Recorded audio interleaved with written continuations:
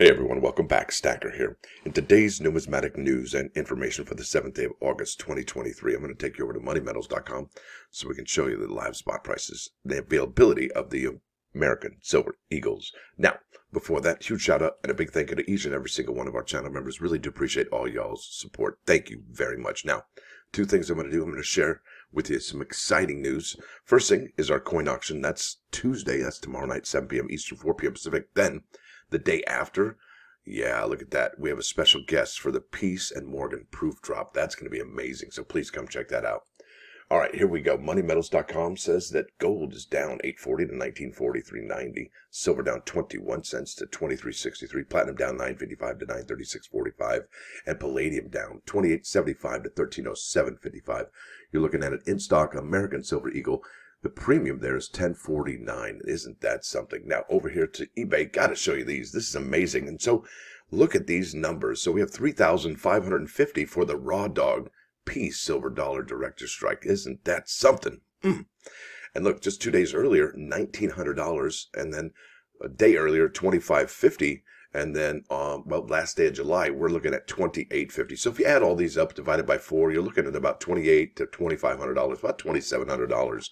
So you can basically throw out the outlier here and the outlier here. Now, why did this one go for so much more than the others? Well, I believe somebody took it personal and really wanted it bigly.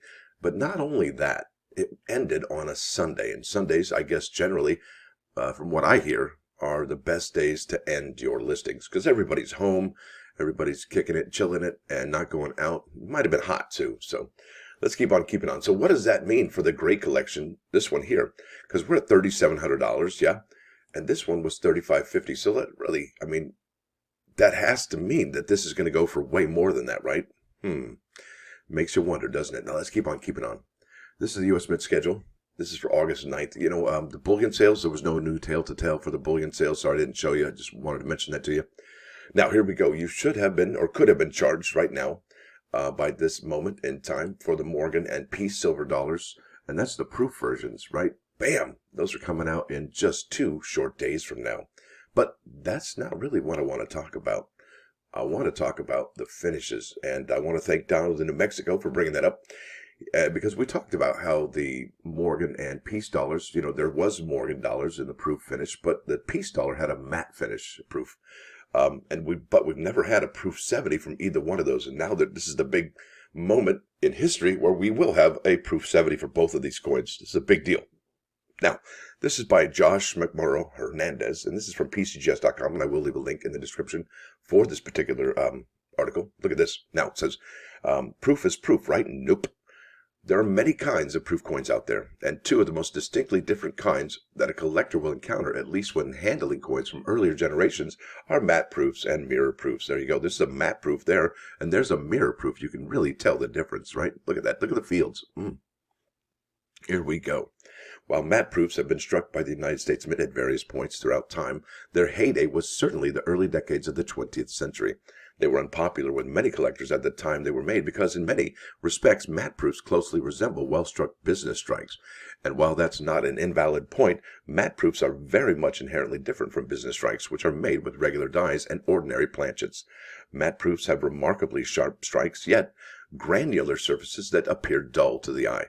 This is quite different from a standard business strike, an uncirculated example which would normally exhibit flow lines across generally smooth, not necessarily glassy surface.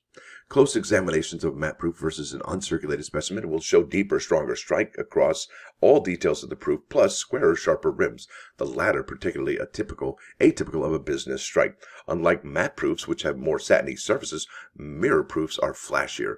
Mirror proofs may have imperfections marring the fields, yet they will still exhibit deep, reflective brilliance across the coin.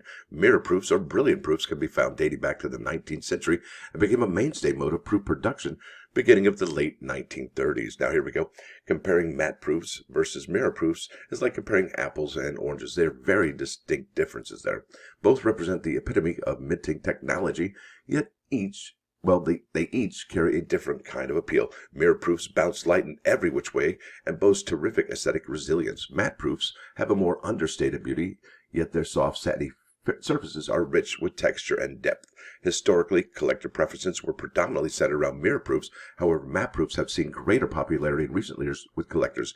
Both types of proofs enjoy the collector base, and regardless of which camp hobbyist falls into, the proof front quality is what counts. Amen to that, Mr. McMurrow. I appreciate that.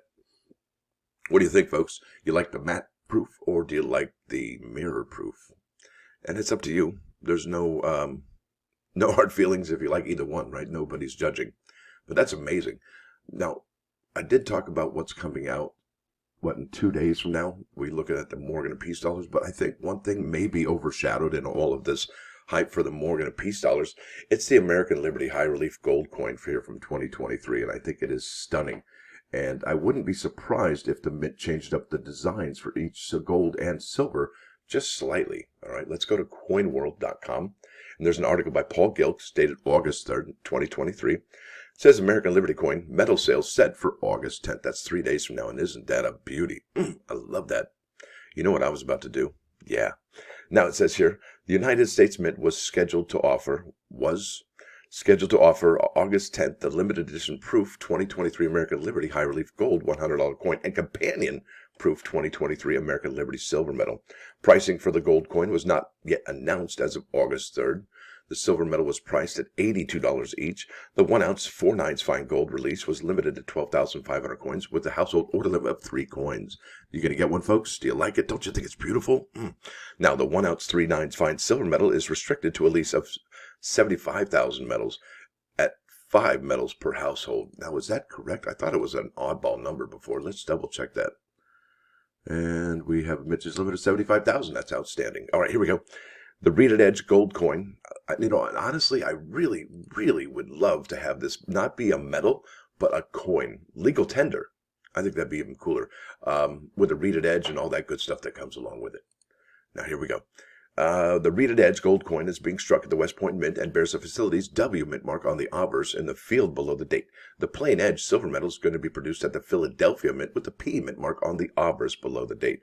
U.S. Mint Artistic Infusion Program designer Alana Hagler designed the obverse of the gold coin and silver medal, with the U.S. Mint chief engraver Joseph F. Mena responsible for sculpting Hagler's design. I think that's amazing.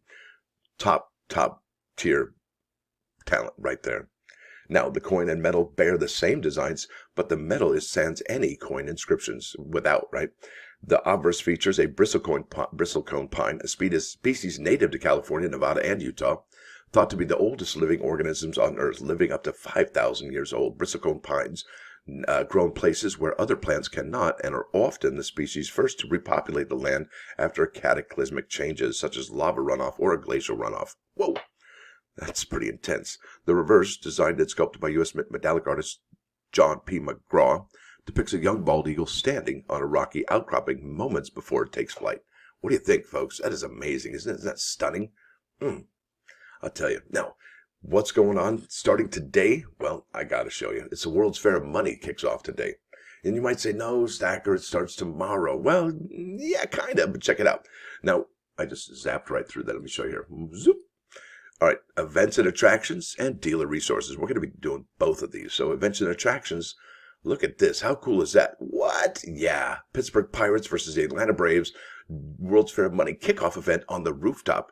8/7. That's today, folks. So if you're over there, yeah, stoked. Big time. Get to see a baseball game. Get to talk about coins. What's going on? That's amazing. Now, look at this. Coin show safety tips. Yeah, this is kind of a big deal, especially lately, as of late. And I want to show you this. And I will leave a link in the description for that particular article, so you can check it out yourself. But look at this. This is huge. Now, it starts with number 1. Well, let me start at the top here. American Numismatic Association and Numismatic Crime Information Center coin show safety tips. Dealers who participate in coin shows are potential targets of numismatic predators. You know it, especially more now than ever before, I would think. The following tactics and practices provide dealers and their employees with a basic safety plan that will help them reduce the chances of becoming a numismatic crime victim statistic. Yow! So yeah, security tactics, inventory coins that leave a copy on home office computer, downloading to a flash drive, provides additional layer of documentation. That's absolutely true. So it starts at 1, and look at. It just keeps on keeping on. Yow! 67 different tips for you to stay safe at a coin show. But look at this. These ones are in bold. These ones aren't. So let's just kind of touch on these a little. Upon arrival, locate an unloading area and make sure adequate security is in place while unloading and loading. Before exiting your vehicle, look around for any suspicious activity, vehicles, or persons. Now, when you arrive at your table, secure inventory behind the table before you start arranging cases, lamps, and chairs. Do not leave anything in the aisle. Yikes. Now, identify who was on each side and behind you. Know your location. Look around. Hey, how are you? Nice to meet you. Now, do not let other dealers or early birds look at the coins until setup is complete. This will eliminate any distractions and maintains control of your precious, valuable inventory. Now, number 6, once setup is complete, take photos with your phone to document your presence at the show for insurance and law enforcement purposes, of course. Now, number 7, cases should be locked at all times, including those on backup table. You know it. Yeah. I'm telling you, this is good stuff. Now, know how to contact security during the show if needed. Don't just go, hey, over here. You know who did that, right? In the sand on Tatooine. Now, if you need to leave your table, lock all cases and alert dealers next to you or in back that you will return shortly. Here we go, number 10, last final one here of the bold. At the end of the show, limit distractions while packing it up. Make sure there's adequate security outside when loading it up. And if making several trips to your vehicle, have someone watch your table and leave the most valuable load for last. I think that's probably sound advice. Now let's keep on keeping on here to the plus ones. Bam! This is Proverbs 24:25. The reprovers should be pleasant, and a good blessing will come upon them. I got to wrap my head around this. I'm like, what is a reprover? Well, when warning or advising someone, the best approach is to begin with praise. Hey, you did that really great. Really appreciate that. Just awesome job. But when you did that, it kind of, well, you know what I'm saying there. Let me start over, right? When warning or advising somebody, the best approach is to begin with praise and by not hurting their feelings. It helps influence them to come around and choose the righteous path. Yeah, all right. Sounds fun, fair. Fair and fun. I think I just tried to make 2 words out of 1. Or 1 word out of 2. Man, I'm backwards today. That's all right. It's Monday. Who's got a case of the Mondays? This guy. All right, here we are at 99.9 KOIN Coin News Radio. This is Led Zeppelin, Achilles' Last Stand. And I don't even know what's going on there, but I like the boats. So there it is, folks. I want to thank you all for watching. Thanks for dropping by. Don't forget to hit that like button. And if you do like what you hear and see, please sub the channel. It's free. Stacker out.